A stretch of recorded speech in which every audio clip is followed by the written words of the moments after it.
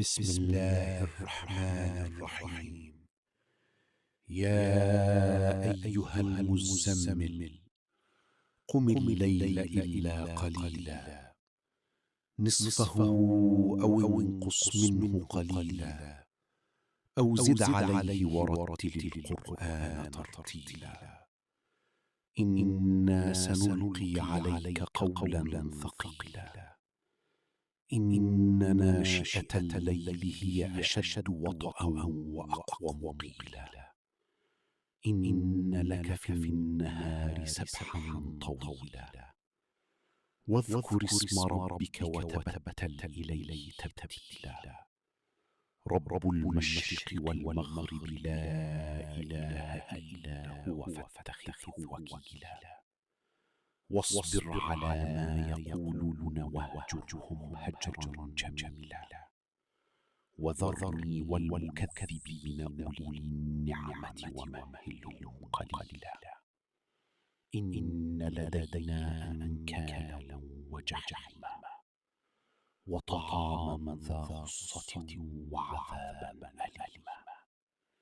يوم ترجف الأرض والجبال وكانت الجبال كثبا مهيلا. إنا أرسلنا إليكم رسولا شاهدا عليكم كما أرسلنا إلى فرعون رسولا فعصى فرعون الرسول فأخذناه أخذا وبيلا. فكيف تتقون إن كفرتم يوما يجعل الولدان شيبا. السماء منفطر به كان وعده مفعولا. إن هذه تذكرة فمن شاء اتخذ إلى ربه سبيلا. إن ربك يعلم أنك تقوم أدنى من ثلثي الليل ونصفه وثلثه وطائفة من الذين معك، والله يقدر الليل والنهار.